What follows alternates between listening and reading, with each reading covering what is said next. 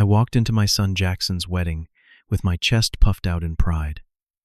23 years of raising him alone after his mother Emily walked out when he was only 3 had led to this moment. My calloused hands from decades of construction work felt out of place among the polished guests from my future daughter-in-law's wealthy family. I found my seat at the reception table, expecting to see my name. Instead, the gold-lettered nameplate read, "Low-educated fake dad." My stomach dropped. Before I tell you what happened next, let me know where you are watching from. Hit that like and subscribe button if you have ever felt judged for being who you are. Trust me, you will want to see how this story ends. Life as a single dad was never the plan. When Emily packed her bags and left us without even a goodbye note, I was a 26-year-old construction worker with a toddler and no idea what I was doing. No child support ever came. No phone calls on birthdays. She simply vanished from our lives, leaving me to figure out fatherhood on my own. Those early years were the hardest. I would wake at 4:30 in the morning to get Jackson ready for the babysitter, an elderly neighbor who charged less than the daycare centers I could not afford. I would work 10-hour shifts, my body aching from carrying lumber and operating heavy machinery, then rush to pick up my boy before heading home to make dinner. Bath time became our special ritual. Despite my exhaustion, I would make bubble beards and tell silly stories that made Jackson giggle until water splashed over the tub edges. When money got tight, and it often did, I would pick up weekend jobs. I missed watching Saturday morning cartoons with him, but the extra cash meant I could put aside small amounts for his college fund. Jackson never complained about our modest 2-bedroom apartment or that his clothes came from thrift stores. He was a bright kid with an even brighter spirit. As he grew older, so did our traditions. Every Sunday became our adventure day. Sometimes we would hike in the nearby state park. Other times we would visit the library where Jackson would check out stacks of books that I would help him read despite my own struggles with some of the bigger words. I never finished high school myself, dropping out to help support my sick mother. But I was determined my son would have every educational opportunity. When Jackson showed an aptitude for science in elementary school, I worked overtime for months to buy him a telescope. The look in his eyes when he first saw the craters on the moon made every extra hour of labor worth it. When he joined the school robotics team in middle school, I learned alongside him watching YouTube tutorials after he went to bed so I could help with his projects. He never knew I stayed up until 2 in the morning just to understand the basics of programming. The proudest day of my life was when Jackson received his acceptance letter to State University with a partial scholarship. We sat on our worn couch, reading the letter over and over, both of us with tears streaming down our faces. The scholarship covered tuition, but not housing or meals. Without telling him, I sold my father's vintage watch, the only inheritance I had ever received, to cover his first semester expenses. I would figure out the rest as we went along. 4 years later, he graduated with honors in computer engineering. As he walked across that stage, I thought my heart would burst. The boy I had raised on construction worker wages and love had become a successful young man. When he landed his first job at a prestigious tech company, he tried to give me money. I refused, telling him to save it for his future. That future appeared in the form of Sophia, a beautiful, kind-hearted woman he met at work. The first time Jackson brought her to meet me, I was nervous. I had cleaned our modest apartment for hours, worried that she would look down on where her boyfriend had come from. But Sophia surprised me with her warmth, complimenting my homemade lasagna and asking genuine questions about Jackson's childhood. She laughed at our inside jokes and seemed truly interested in our family photos. By the end of the evening, I felt like she already belonged with us. Jackson was clearly head over heels for her. The way he looked at her reminded me of how I once looked at Emily before everything fell apart. Despite my own failed marriage, I was hopeful for them. I saw how they balanced each other, how they shared the same values despite coming from different worlds. The first cracks in the perfect picture appeared when I met Sophia's parents, Harold and Diane Harrington. They had suggested dinner at La Maison, a French restaurant where the menus did not even list prices. I wore my only suit purchased years ago for a colleague's funeral, now slightly too tight around the middle. The maitre d' looked me up and down, before reluctantly showing me to the table where the Harringtons were already seated. Harold did not stand when I approached, merely offering a limp handshake. Diane Eyre kissed somewhere near my cheek, her perfume overwhelming. Their first question was not about my son, but about what I did for a living. Construction, I said proudly. 25 years with the same company. Started as a laborer, worked my way up to site supervisor. How? Industrious Diane murmured, exchanging glances with her husband. And your education? Where did you attend university? Harold asked, swirling his expensive wine. Life was my university, I answered honestly. Started working right out of high school to support my mother. The conversation quickly turned to Jackson, with Harold remarking how surprising it was that he had such natural academic abilities. The implication was clear: those abilities certainly could not have come from me or my influence. Throughout dinner, they peppered me with questions that felt more like an interrogation than genuine interest. When the check came, Harold snatched it before I could even offer to contribute. I insist, he said with a smile that did not reach his eyes. I know these places can be a bit outside the usual budget for some. After that night, wedding planning became a battleground.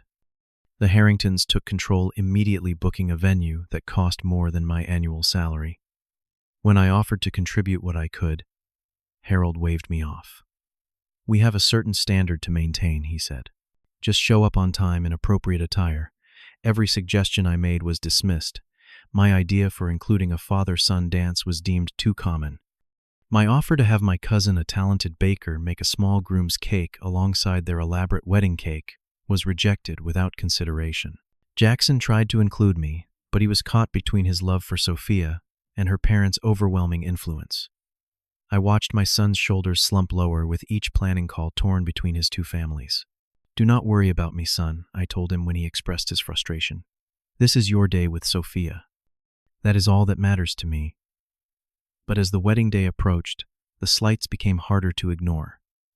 The rehearsal dinner should have been a joyful occasion, a chance for two families to come together. Instead, I found myself seated at the furthest table from the main wedding party, surrounded by distant cousins of the Harringtons, who seemed unsure why I was there at all. You are Jackson's guardian, one elderly aunt asked, peering at me over her glasses. I am his father, I corrected, trying to keep my voice even. Oh, I thought. She trailed off clearly, having been told something different. Throughout the evening, I caught snippets of conversations about my son. Such a success story, one of Harold's business associates said. Overcoming such an unfortunate background. The Harringtons practically saved him. Another responded, bringing him into civilized society. I gripped my water glass so tightly, I feared it might shatter. When it came time for toasts, Harold stood and spoke for 15 minutes about Sophia's childhood, her achievements, and how Jackson was the kind of young man we always hoped she would find. Not once did he acknowledge my role in raising the groom. When he finished with, "To the perfect addition to our family who we will guide," as he lacked a real father figure, I had to excuse myself to the restroom. Locked in a stall, I took deep breaths, reminding myself that this was Jackson's day, not mine. My pride was not worth ruining his happiness. The morning of the wedding, Jackson came to see me in my hotel room. He looked handsome in his tailored suit, but nervous in a way that went beyond typical pre-wedding jitters. Dad, he said, sitting on the edge of the bed, I need to apologize for how Sophia's parents have been treating you. Son, you do not have to apologize for other people's behavior, I said, adjusting his tie the way I had done before his first job interview. I have thick skin. Construction workers hear worse insults before breakfast. But you should not have to put up with it, he insisted. You gave up everything for me. You worked 60-hour weeks so I could have a tutor when I struggled with calculus. You sold your truck to pay for my first semester of college housing. I was surprised he knew about the truck. I had told him it was transmission problems that made me switch to public transportation for those months. You never had a new pair of work boots, but made sure I had new sneakers every school year. He continued, his voice cracking. You are the best father anyone could ask for, and I would not be who I am without you. We embraced this grown man who still felt like my little boy in my arms. I am so proud of you, Jackson, I whispered. Nothing else matters. The wedding venue was a historic mansion with manicured gardens and a view of the lake. Guests arrived in luxury cars, women in designer dresses, men in custom suits that made my department store purchase look as out of place as I felt. An usher approached as I walked up the stone path. "The staff entrance is around back," he said dismissively. "I am the father of the groom." I replied the words, both a shield and a sword. The young man's eyes widened in embarrassment. "I am so sorry, sir. Please, follow me." Before he could lead me away, Jackson appeared handsome in his tuxedo. "Dad, you made it." He threw his arm around my shoulders. "Everyone, this is my father, Giles," he announced loudly to the nearby guests. "The man who taught me everything important I know." The ceremony was beautiful in its excess. Thousands of white roses framed the altar, where my son stood waiting for his bride. When Sophia appeared, the look of pure adoration on Jackson's face made my eyes well up. This was what every parent hopes for their child, finding someone who looks at them like they are the center of the universe. Harold's speech during the ceremony mentioned everyone from Sophia's kindergarten teacher to their family dog. My name never crossed his lips. When it was time for the final blessing, Jackson unexpectedly took the microphone. "Before we conclude," he said, "I want to thank the person who made me the man I am today. My father, who taught me that real strength is shown in sacrifice and unconditional love. Dad, this day would not exist without you." The look Harold shot me could have frozen the champagne in the reception glasses. Sophia squeezed Jackson's hand in support, but tension had clearly entered the perfect day. Little did I know that the worst was yet to come. The reception was held in a grand ballroom, with crystal chandeliers and centerpieces that probably cost more than a month of my mortgage. I followed the seating chart to table 12, far from the head table, where Jackson and Sophia sat with her parents. I expected this slight, but what I found at my place setting made my blood run cold. The nameplate, printed in elegant gold script on heavy cardstock, read, "Low-educated fake dad." I blinked, sure I was misreading. But the words did not change. I quickly glanced around to see if other guests had noticed. The elderly couple next to me were engrossed in conversation. I slipped the nameplate into my pocket, my face burning with humiliation. As I took my seat, I overheard Diane Harrington speaking to a group of guests nearby. "We practically had to rescue Jackson from his unfortunate upbringing," she was saying. "No mother and, well, a father who was barely present, working all hours. The poor boy raised himself, really." The lies stung worse than the insult on the nameplate. I had never missed a school conference, a science fair, or a doctor's appointment. Every night I was home for dinner, often having prepared it hours before, and left it ready to heat up for those days when work ran late. I noticed Harold's business friends at the next table passing something around and laughing. With a sickening feeling, I realized they were looking at a phone showing a photo of my nameplate. One of them had discovered it before I arrived, and found it amusing enough to document. I sat frozen in my seat, a battlefield of emotions raging inside me. Part of me wanted to stand up, flip the table, and tell every person in this room what these classy people had done. Another part, the part that had swallowed pride for 23 years to give my son a better life, kept me rooted in place, a tight smile plastered on my face. I was picking at my untouched salmon when a woman in a headset approached my table. "Excuse me, sir, but I need to see your invitation," she said loudly enough that surrounding tables turned to stare. "I am Jackson's father," I replied. She consulted her clipboard with a frown. "I have been informed that the groom's father could not attend, and we have concerns about wedding crashers." My face must have shown my confusion because she leaned in and whispered, "Sir, please do not make a scene. Security can escort you out quietly."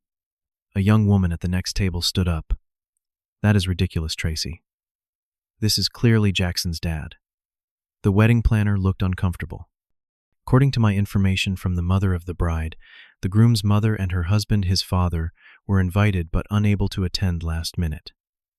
The pieces clicked together with devastating clarity. The Harringtons had invited Emily, my ex-wife, who had abandoned our son and her new husband, presenting them to everyone as Jackson's real parents. I was being erased, not just disrespected.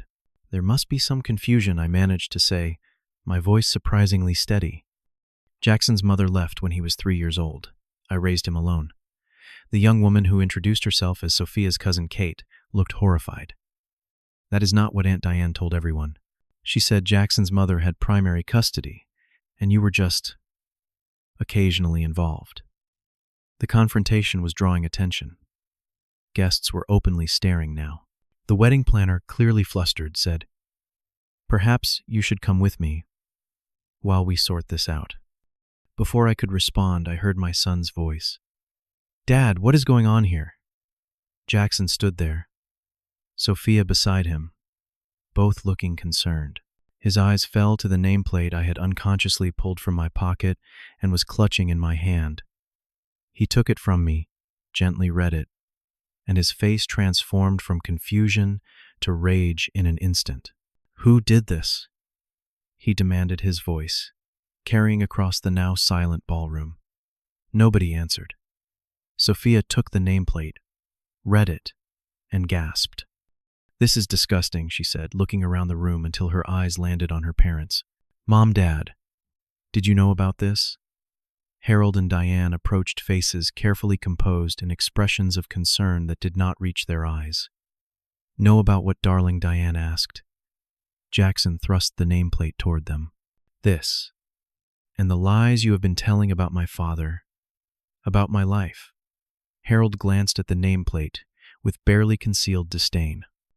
Obviously a terrible mistake by the printing company. We would never condone such a thing, and telling everyone my birth mother raised me, that she and her new husband are my parents. "Was that also a printing error?" Jackson's voice was deadly quiet. Diane flushed. "We simply thought it would be less complicated for introductions. People ask questions when they hear about unconventional family arrangements." "Unconventional," Jackson repeated incredulously. "You mean a father raising his child after being abandoned? That kind of unconventional." The ballroom was utterly silent now. Hundreds of guests witnessing the unfolding drama. I wanted to sink into the floor. This was exactly what I had been trying to avoid by swallowing every slight and insult. "Jackson," I said quietly, "not here, son. This is your wedding day. No, Dad. I am done watching them disrespect you." He turned to the crowd. "This man worked 60-hour weeks to put me through college. He taught himself to cook, to sew, to help with homework. He sometimes struggled to understand himself because he was determined I would have every advantage. While my mother was off, living her new life, not sending a single birthday card, he was at every baseball game, every science fair, every parent-teacher conference." Sophia squeezed his arm, in support, tears in her eyes. Jackson looked at his in-laws with cold fury, then back to me. "Dad, let's go," he said. "I will not stay at a wedding where the most important person in my life is treated this way." My heart broke watching my son prepare to walk away from his own wedding. Everything he and Sophia had planned, all the joy of their special day, tainted because of me. I could not let that happen. "Jackson, stop," I said firmly. He turned, surprised by my tone. I rarely spoke to him that way, not since he was a teenager trying to skip school. "You are not going anywhere. This is your wedding day." "But Dad, what they did." I placed my hands on his shoulders the way I used to when he was a boy needing reassurance. "Son, I have faced worse than rude rich folks and nasty nameplates in my life." I turned to face the crowd, not with anger, but with the quiet dignity I had always tried to model for my son. "For those of you who have been misled, let me introduce myself properly. My name is Giles. I am a construction worker who never finished high school, but who has built a good life with honest work and clean hands. 23 years ago, my wife left us, and I became both mother and father to our 3-year-old son. Every decision I have made since that day has been with his well-being in mind." The silence in the room was absolute. I continued, my voice gaining strength. "I do not have fancy degrees or family connections. What I do have is a son who became a good man, not despite his upbringing, but because of the values we built together: honesty, hard work, respect for all people, regardless of their bank accounts, and unconditional love." I looked directly at Harold and Diane. "I do not know why you felt the need to diminish me or rewrite our history. Perhaps having a construction worker as an in-law did not fit your narrative. But let me be clear. I will never be ashamed of who I am or how I raised my son, and I will not allow anyone to take from me the one thing I am most proud of in this world, being Jackson's father. Sophia suddenly stepped forward. Her white dress seemed to glow under the chandeliers as she took her place beside me, taking my hand in hers. "I am so sorry for what my parents have done," she said loudly enough for everyone to hear. "When Jackson told me about his childhood, about how you supported his dreams while working multiple jobs, I was in awe of you. You are the kind of parent I hope to be someday." She turned to her parents, her voice firm despite her tears. "Mom, Dad, I love you, but what you did was cruel and inexcusable. If you want to be part of our lives going forward, you need to make this right." Murmurs spread through the crowd. An elderly woman with a cane made her way toward us. "Harold, Diane, I have never been so ashamed of my family," she said sharply. I recognized her as Sophia's grandmother from the rehearsal dinner. "Apologize to this man immediately." Harold looked around, seeing the judgmental faces of his peers and business associates. A tall man I recognized as his business partner stepped forward. "Harold, this is not who we are supposed to be. Fix this." Under the collective pressure, Harold's composure finally cracked. "I apologize for the nameplate," he said stiffly. "It was a misunderstanding with the printer. And the lies about my son's upbringing I prompted." Harold struggled visibly. "And for any mischaracterizations about family history." It was not much of an apology, but before I could respond, Diane Harrington surprised everyone. Tears streamed down her perfectly made-up face. "I am sorry," she said, her voice breaking. "The truth is, I come from a background just like yours, Giles. My father was a janitor. I worked as a waitress to put myself through community college. When I married into the Harrington family, I buried that part of myself so deeply that I became ashamed of where I came from. Seeing you so unapologetically proud of your work and your life, it made me confront my own shame." The revelation hung in the air like the crystal chandeliers above us. Harold looked as shocked as the rest of us. Apparently, his wife's humble origins had been hidden from him as well. Perhaps, I suggested gently, we all have more in common than we thought. The wedding planner, sensing an opportunity to salvage the day, rushed forward. "Shall we continue with the reception? The band is ready whenever you are." Jackson looked at me questioningly. I nodded. "This is still your day, son. Let us make it a happy one." As the band began to play, Jackson pulled me aside. "Thank you, Dad, for everything." "There is one more thing," I said. "I know the father-son dance was vetoed, but I have been practicing in my hotel room all week. What do you say we surprise everyone?" His face lit up with the same smile I had treasured since he was a toddler. I would be honored. When the announcement came for a special dance, the look on Harold's face was priceless. But as Jackson and I took to the floor, moving awkwardly but joyfully, to the song that had been our road trip anthem throughout his childhood, I saw something shift in Harold's expression, perhaps a recognition of what truly matters in life. After our dance, Sophia's grandmother sought me out. "Young man," she said, "though I was nearly 50, you have shown more class today than my son-in-law has in 30 years of country club memberships." Throughout the evening, guest after guest approached to introduce themselves properly, many sharing stories of their own complicated families. The nameplate at my seat had been replaced with one that simply read "Giles, father of the groom" in the same elegant script.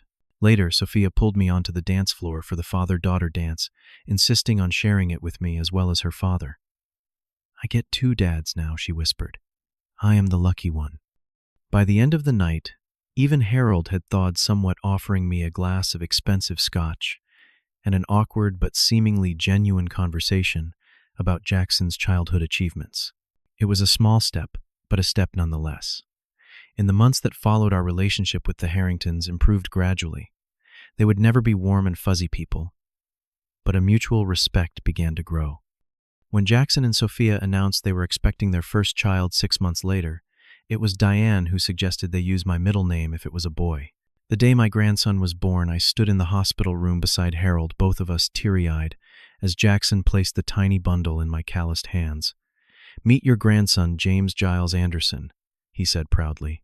Harold clapped me on the shoulder. He has 2 grandfathers who will spoil him rotten, he said. And I knew it was his way of acknowledging we were family now, whether he had initially wanted it or not. Looking down at my grandson's tiny face, I realized that the greatest victory was not in proving the Harringtons wrong or standing up for myself at the wedding. It was in raising a son who knew his own worth and the true meaning of family so completely that he could teach it to others. The nameplate incident, painful as it was, had ultimately forced a reckoning that cleared the air. Sometimes it takes confronting our worst moments to create space for better ones. Have you ever been underestimated or judged unfairly because of your background or education? How did you handle it? Share your stories in the comments below. If you found something valuable in my experience, please hit that like button and subscribe to hear more real-life stories. And if you know someone who might be struggling with family conflicts or feeling undervalued, share this video with them. Remember, true strength is shown not in how we respond to respect, but in how we handle disrespect. Thank you for listening to my story, and I wish you the courage to stand tall in your truth, whatever it may be.